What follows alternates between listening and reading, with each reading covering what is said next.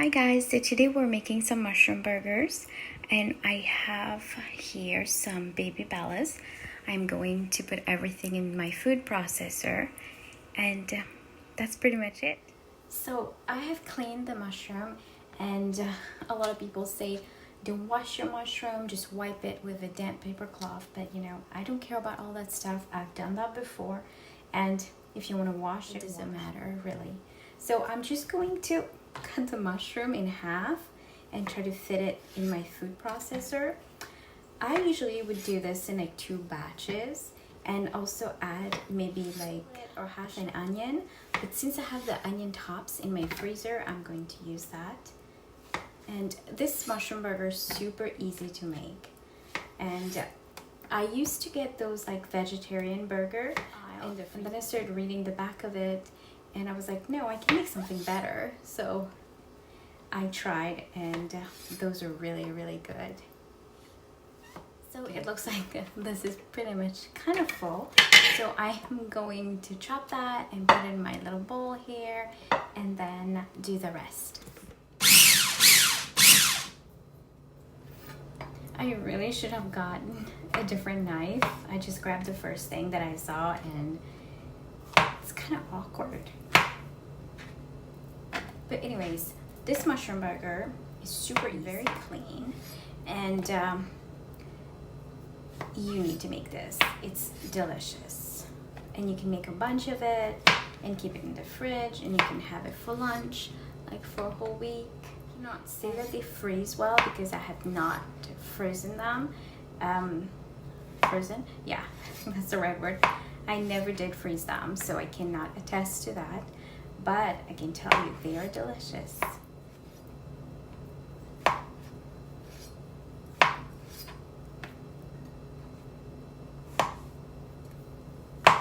And I should get about, so this is what the mixture looks like, and I like that you get to see like the little chunks of mushroom, and we are going to saute this with some butter and some onion tops, or if you can use, and a little bit of garlic powder because I don't feel like peeling a garlic clove. So here we go. So here is the mushroom. I have my onion tops, butter, my mushroom, my garlic powder, my chive and garlic salt, and black pepper. Just let everything cook. It smells so good already. Okay, one last thing about this. I mean, not really one last thing, but for the mushroom, try to get the portobello mushroom or the baby bellas because they taste better and it has that flavor. You will not get that in the regular white button mushroom. So when you see that it's on sale, just grab a couple and you can make this dish. It's really worth it. Guys, we had my mother-in-law yesterday for dinner, which I probably should have filmed what we had for dinner. This is what she brought me. I mean, this cookbook is massive. It reminds me, like, you know, I don't know if the younger people know anything about a dictionary, but in my day, I used to use the dictionary a lot. I mean, look how big it is. It's massive. But there's so many recipes. I mean, it's literally 21 years of recipes. So I am really excited to try those, and I will definitely film it, and then we can see if they are actually really good or if we like them in our family. But I am so excited about all of this. Okay, it looks like the mushroom is done, and you can see there's 0 water and it's nice and brown. And I'm going to put it back in that little dish that it was to let everything cool off before I mix the rest of the ingredients. So I'm going to let this cool, and I'm going to have a nice cup of tea right here, and I will probably peruse this cookbook. Ironically, this weekend we went to Williamson and I needed a couple things there, and I got the Barefoot Contessa's Modern Comfort Food Cookbook. I had no idea that my mother-in-law was going to bring me this other giant cookbook. So a lot of cookbooks right now. I'm very excited about it. This is what this one looks like, and I already made a recipe from it. I kind of changed things up a bit. She had like a Provençal squash gratin, But because my mother, she doesn't like Gruyere cheese and all of that, so I changed it, added some Boursin cheese, and I added some Parmesan cheese to it, and did parsley and chive for herbs instead of. So I will definitely do the original recipe though, because we love everything Provençal here. Okay guys, so a mushroom little concoction has cooled down, and I'm going to add just 1 egg to this. I really should have gotten a bowl, and breadcrumb, just plain panko. I just eyeball it really. I like to add a little less. I can always add more, and a little bit more salt, because you know you're adding breadcrumb and just a little bit of salt. And now we're going to mix everything up. Let me just throw away this eggshell. I also got a spoon. I mean, at some point I have to get my hands wet, but you know what would be good in this? A little bit of Parmesan cheese as well. But save my cheese for on top of the mushroom burger.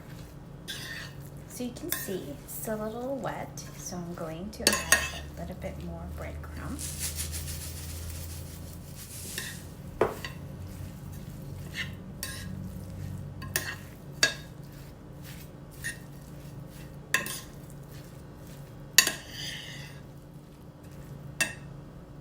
Okay, so I'm just going to divide this into 4, so we can have 4 burgers.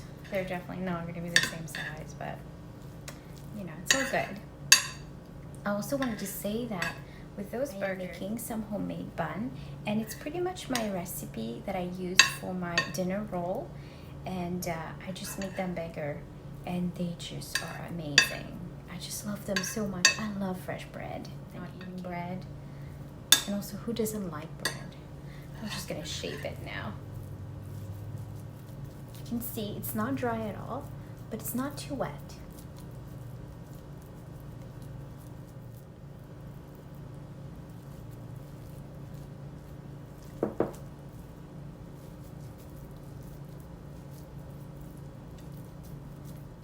Okay, here they are, and I am going to put a cling film on it and put it in the fridge, and I will cook it right before dinner, because this literally takes 5 minutes. You just want to cook the egg and make sure everything is nice and brown, and I'll just show you how I make my homemade bun next. So in my pan I have 1/2 cup of water and 1 cup of milk.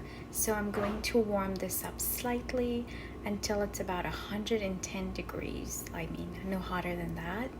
Then butter and honey, and turn everything off. So my milk is ready. I'm trying to get a little squeeze of honey out of this little bear. Come on, everybody's watching. Oh my god, that's so hard. Okay.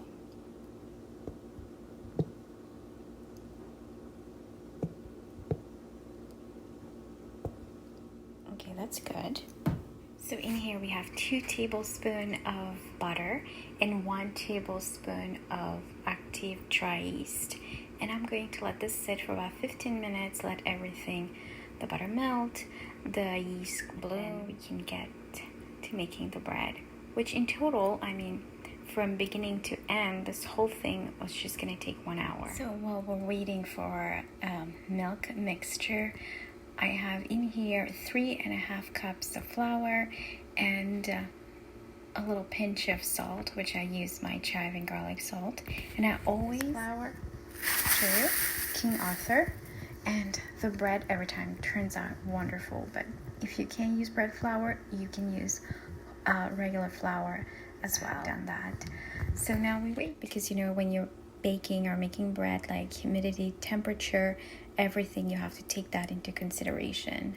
So I just usually add a little less, and then I can always add, because I do not want a tough bread. Okay, here's my mixture. You can see the little foam, and let's add it to the flour.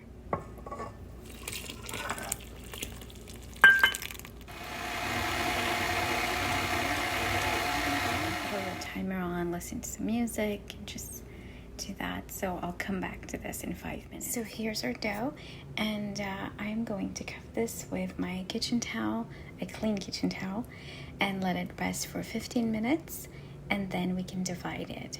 I also wanted to say that's the same dough I used to make, obviously, hamburger buns and dinner roll. I mean, you know how to make this dough, you can have all of those, and it's really, really, really good. So this is what it looks like. It did puff a little bit. It usually puffs more, but let's hope it turns out after me telling you guys that it always turns out. It's like perfect. Let's just see. So I have to 8 pieces now, and let it rest for another 20 to 30 minutes. So here we have our buns, and it would not be me if they were perfectly the same size. So they are not the same size, and I'm totally okay with that.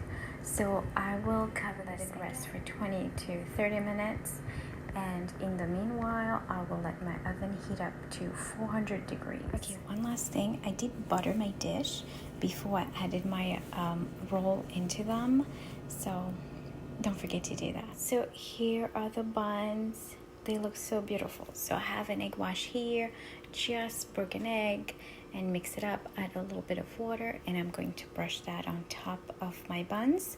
And if you have seeds or any of those fun things, you can add it on top of that, but I don't have any. But that's pretty much it, and that will be in the oven at 400 degrees for about 20 minutes. It is nice and shiny, and it's while our bread is baking, I am browning the mushroom burger and also have some fries in the air fryer going, so it should all come together at the same time, hopefully.